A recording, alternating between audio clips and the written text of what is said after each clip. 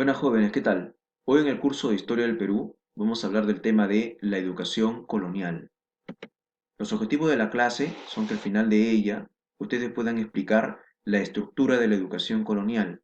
Van a poder conocer sobre los centros de educación virreinal más importantes y cómo fueron portadores de las ideas liberales. Características de la educación colonial.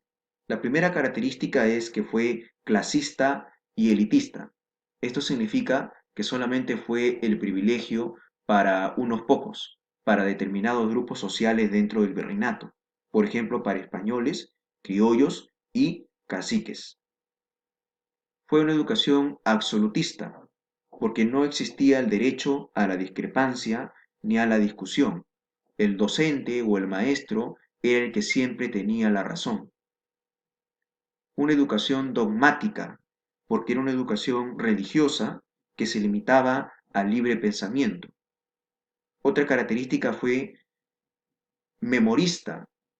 Memorista, ¿por qué? Porque era una educación mecanizada, donde se buscaba que los estudiantes simplemente memoricen los conocimientos y no hacerlos reflexionar o hacerlos criticar algunas cosas.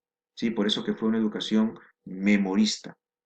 Machista, ¿por qué? Porque era un derecho, la educación solamente era un derecho exclusivo para los varones. Las mujeres no tenían derecho a la educación. Otra característica de la educación colonial fue unidireccional, porque solamente era el maestro el que podía hablar en clase, el que tenía la razón y no había interacción entre docentes y estudiantes. Por eso se dice que fue una educación simplemente unidireccional. Incluso en esa época surgieron dos refranes. Por ejemplo, la letra con sangre entra o a cocachos aprendí. Estos refranes hacen referencia a que la educación simplemente es memorizar y no es así. Hoy en día, como todos sabemos, la educación ha cambiado totalmente. Recuerda, la educación popular se realizaba en los talleres artesanales, en los gremios, entre el maestro y el aprendiz. El maestro era el dueño del conocimiento, era el que tenía la experiencia, y el aprendiz era un joven que, como su mismo nombre lo dice, estaba aprendiendo diferentes actividades artesanales. Pero la educación exclusiva fue en los colegios menores, en los colegios mayores y en las universidades. A continuación vamos a hablar de cada uno de ellos. Las escuelas menores, o también llamados colegios menores o colegios de primeras letras, donde era una educación básica, una educación elemental. Las escuelas menores eran una educación exclusiva para los caciques. ¿Por qué? Porque recuerda que los caciques ayudaban a los españoles. En otras palabras, la educación en los colegios menores para los caciques era como una recompensa por su ayuda en la administración colonial. ¿Sí? Los caciques, por ejemplo, recuerda que ayudaban a los corregidores a cobrar el tributo indígena, a reclutar indios para ir a las minas a trabajar y también, por ejemplo, para reunir a los indígenas para que puedan vender de esa manera a los corregidores los famosos repartos mercantiles. ¿Dónde funcionaban las escuelas menores? En los conventos, parroquias o, en algunos casos, en unas escuelas exclusivas. ¿Qué se enseñaba en las escuelas menores? Se enseñaba lo básico, a leer, a escribir, operaciones matemáticas básicas como la suma, la resta, la división y el catecismo, para enseñar a los caciques lo que es el dogma católico.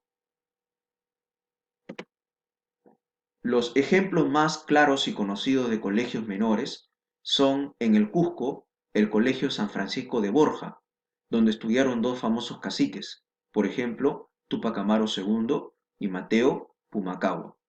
Y aquí en Lima, el Colegio El Príncipe de Esquilache. El objetivo de estos colegios menores era convertir a los caciques a ser los instrumentos de la dominación hispana o española. Las escuelas o colegios mayores, también llamados escuelas intermedias, era una educación exclusiva para criollos y españoles, es decir, en los colegios mayores no podían estudiar quiénes, ni los indígenas, ni tampoco los caciques. Era una educación solamente para criollos y españoles. ¿Qué se enseñaba en estas escuelas mayores? Acá se profundizaba más en el conocimiento. Se enseñaba el latín. El latín era el idioma del momento. El latín era como lo es actualmente el inglés, por ejemplo. Se enseñaba también teología, ¿sí? Los dogmas del cristianismo, las matemáticas y también las ciencias. Las escuelas mayores, en su mayoría de casos, eran dirigidos por los jesuitas, pero no siempre lo dirigían los jesuitas. Por ejemplo, el Colegio de San Felipe lo dirigían los dominicos. El Colegio de San Ildefonso lo dirigían los agustinos. Ahora, recuerda que jesuitas, dominicos, agustinos, mercedarios, ¿ya? Fueron órdenes religiosas, es decir, fueron misioneros, fueron grupos de misioneros que llegaron a América desde Europa, desde España, a evangelizar a los indígenas.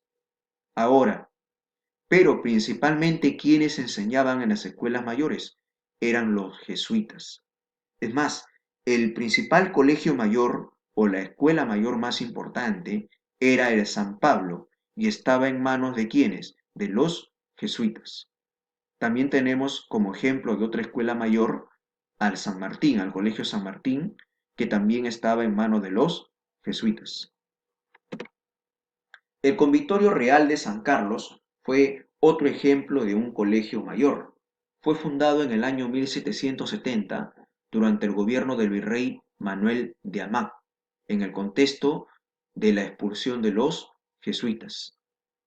El director más importante del Convictorio Real de San Carlos fue un precursor de la independencia del Perú, Toribio Rodríguez de Mendoza. Muchos de sus estudiantes ya de esta institución a futuro van a participar de manera activa en la independencia y en la emancipación del Perú. Es por eso que este Convictorio Real de San Carlos fue la institución de enseñanza de la Ilustración en el Perú. Fue el foco de la Ilustración en el Perú. Acá se enseñaba, por ejemplo, lo que son las ciencias, las artes, la cultura, la filosofía, para revolucionar el pensamiento de los estudiantes y hacerlos cada vez más críticos y ya no simplemente memoristas o mecanizados. El colegio del Convictorio San Carlos funcionaba en lo que actualmente es la casona de la Universidad San Marcos, ubicada en el centro de Lima. El Colegio de Medicina de San Fernando fue otro ejemplo de una escuela mayor. Fue fundada en el año 1808 en el gobierno del virrey Fernando de Abascal. ¿Quién fue el creador o el promotor de este Colegio de Medicina de San Fernando? También fue un precursor de la independencia del Perú, Hipólito Unanue. Hipólito Unanue fue político, pero también fue médico y fue un gran profesor de medicina. Al fundar esta escuela, él llevaba cadáveres a esta escuela para enseñar a sus alumnos, a sus estudiantes, en vivo y en directo, cómo era el funcionamiento del organismo, del organismo humano, ¿no? Enseñaba los órganos del cuerpo humano, así en vivo y en directo con el cadáver, a sus estudiantes. Actualmente, el Colegio de Medicina de San Fernando está ubicado en el centro de Lima y es la Facultad de Medicina de la Universidad Nacional Mayor de San Marcos. Ahora vamos a estudiar las universidades o escuelas de educación superior. Era una educación exclusiva para los españoles, es decir, acá no podían ir los indígenas, no podían ir los criollos, ya, solamente ni los caciques, no, solamente era exclusivo para españoles, los nacidos allá en España. En las primeras universidades coloniales se impartía cursos como por ejemplo teología, derecho, leyes, filosofía y medicina, ¿ya? Recuerda que la primera universidad fundada aquí en el continente americano es la Universidad Nacional, es la actual Universidad Nacional Mayor de San Marcos, fundada el 12 de mayo del año 1551, ¿sí? Por el virrey Mendoza y Pacheco. Recuerda que esta universidad por eso es considerada la decana de América. Pero recuerda también que esta Universidad San Marcos fue creada con el nombre de Universidad de Lima. La gestión de esta casa de estudios se debió a la orden religiosa de los dominicos. En esta primera imagen podemos observar el principal o el primer centro o el primer local de la Universidad San Marcos, que actualmente está ubicado detrás del Congreso de la República. En la actualidad, la Universidad San Marcos se ubica en Lima, ¿no? Se ubica en la avenida Universitaria con la avenida Venezuela. Acá en esta imagen podemos ver una fotografía de la real cédula de la ley del rey de España que creó esta universidad. Y acá podemos ver el escudo de la Universidad Nacional Mayor de San Marcos. Otras universidades fundadas en la colonia, pero después de la San Marcos, son, por ejemplo, San Cristóbal de Huamanga, en Ayacucho, en el año 1677, San Antonio de Abad, en el Cusco, en el año 1698, San Agustín de Arequipa, en el año 1714. Acá podemos hacer un resumen de la estructura de la educación colonial. Las escuelas de primeras letras o colegios menores o escuelas menores eran exclusivas para los caciques. Las escuelas mayores o colegios mayores eran exclusivos para los criollos y también para algunos españoles. Sin embargo, la educación universitaria o superior era exclusivo para los españoles, solamente para españoles. Bien, jóvenes, espero me hayan entendido. Muchas gracias.